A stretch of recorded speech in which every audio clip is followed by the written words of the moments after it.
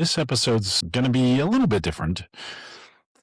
About 30 years ago, tomorrow, my brothers and my dad and my family sat around my mom in her bedroom in Albuquerque, New Mexico, and we watched as she took her last breath. There was a hospice nurse there who kind of warned us that there were times when they would stop breathing for a while and then start again, and that was just part of the normal process. These hospice people, man, they're special people. They're this is what they do for a living. They guide people through that door, and they have two clients in that sense. They have the client, the person who's dying, and they have the family, and they're indispensable for both, at least in my experience. About a week earlier, I had come home from work when I'd walked into the house, and there was a hospice nurse in there that I didn't recognize. And I introduced myself to her. This was common. We had a lot of different hospice nurses, and this gal, I introduced myself to her. She was in the kitchen, and she'd just gotten done tending to my mom, who was in her bedroom. And she introduced herself to me, and I introduced myself to her. And she said, I just got finished tending to your mom, and my mom didn't recognize her, right? She was new, and my mom woke up while she was being tended to, and she looked and saw this new hospice nurse who was backlit by the sun, and she woke up and she said, "Are you an angel?" And the hospice nurse relayed that story to me and said, "Wouldn't that have been a beautiful time for her to?" And I was so mad. I don't remember how I responded. I probably just looked at her incredulously or something. But I thought, no, there's no beautiful time for her to go. I was still fighting it. But a switch flipped for me at that time, and I realized that this was inevitable, and I could fight it and make it worse, or I could try and make it as wonderful as I could. And there was no real moment. We were all there, and the hospice nurse, by the way, was instrumental in that. She made it clear that we're getting there. And she gathered us all around. I think you hear these stories about, there's this moment on death, and you almost feel a soul leave the body and those sorts of things. None of that stuff happened for us. There was just this slow kind of realization that this thing that we had been living with, this fear, this inevitable train coming down on us, was here. It was finally happening. About 6 weeks or 2 months, something like that earlier, my mom was confined to her bed. And I think I had just had enough. And I left. I had a friend who was coming through town, and he was to Los Angeles, and and we spent 3 weeks driving to California. We went up to Yosemite. I was a rock climber back then. And we climbed. And as I was telling everybody that this was my plan, nobody was willing to say it, but everybody thought it, which was that, what if she dies while you're gone? You're planning to be gone for 3 weeks, and she's confined to her bed. What if she dies? And somehow I felt like I knew that couldn't happen, and it didn't. I can't imagine what I would have felt about that decision. It worked out okay, but it was the wrong call. But when we went in to say goodbye, my friend, who my mom had been a big part of his life too. We were saying goodbye, and my friend said, "I'll see you later." And my mom said, I hope not." She was funny. I was really awful to her sometime in those last months. I was so mad. I was so angry, and I blamed her, right? I blamed her for leaving us.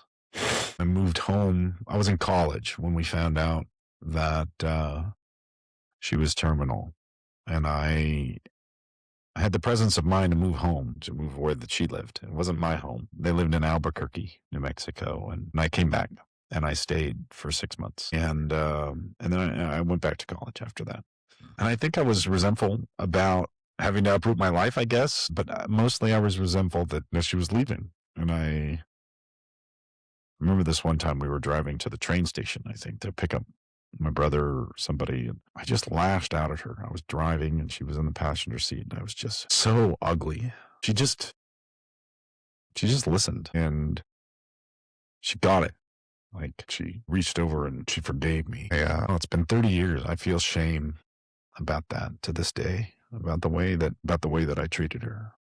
I wish I could do that over again. She left us these tapes, audio tapes, right? And she went away for about a week and recorded messages to all of us. I listened to mine recently. I still have it. I listened to it a couple months ago, and I was struck by how human she was. In my memory, she has become this mythological figure. She's like Athena. And listening to that tape and listening to her voice and listening to the kinds of stuff that the kinds of wisdom that she felt was important to impart to me, brought me back and made me realize that she was a real person, right? And she was human in the way that we all were. Because she's been gone all this time, she's been mythologized in my head as this ideal, perfect person, and she wasn't that. And think about my own legacy. I'd be proud if my kids think about me remotely as positively as we think about her. I had kids much, much later than she did. I was much older. And there's a real possibility that I'll be gone while they're still pretty young. By then, I'm sure that my kids, they'll probably have AI avatars, right, that they can consult and talk to in my voice. And they'll have so many more pictures and videos and recordings and text messages and emails and all of this stuff that will keep it real. I wonder if that will prevent them from generating the kind of mythology around me than I did around mine. I wonder if that's good or bad. Probably both. I wish that she'd gotten to meet my wife and my kids. Man, she would have loved my kids. They would have loved her. We talk about it a lot. They ask me about her. I tell her whatever I can, whatever. They get to experience her a little bit. I hope that I'm around to be able to meet my kids' spouses and my kids' kids. I grieve sometimes that I might not be around for that. And think about that a lot. I think about how long I waited to have my own kids. And on one part of it, I'm glad I did that. I was wiser. I was wealthier. I had more resources, I had more time. I had more money. I had more strength and flexibility. But the cost of that is everything that I'm going to miss in their lives. And the more I realize, the more I think about that, the more I see how capable they're becoming as they grow older. The more enjoyment I get out of watching them navigate the world. I feel like the older your kids are, the better they are, the better your relationship with them. I have friends for whom that's not true. I have friends whose kids struggle with addiction, or they just don't have a good relationship with their kids for whatever reason. And so maybe it's not like that for them. Maybe it's, they think back to when their kid was 8 and didn't hate them yet, right? Be interested to see how it plays out for me. I have such a great relationship with them right now, but nothing's forever. And I can see, right now they want closeness. Right now they want connection, but soon they'll want independence. So if I'm not ready for that, or if they're not ready for that, then I think it could get ugly. She would have loved them. My mom would have loved my kids. But here we are, 30 years later, and it still feels as raw and as painful as it did back then, but it's not. Like, I get to choose now whether I want to feel that way.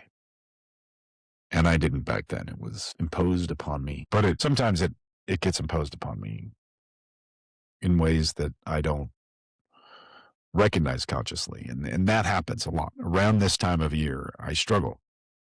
I struggle with, and I don't even recognize. I just feel, man, life is really, really hard right now. And then I realize what time of year it is. And it just bubbles up in these unconscious ways. That's part of it. That's part of it. And for a long time, I didn't understand that connection. And now I do. And so now I can see it happening. And it allows me to control how I decide to engage with that. But I hope that, I love you, Mom. I miss you. And I hope that I honor you in this work and in all the other work that I do and in my relationship with my own kids, that you were a great parent.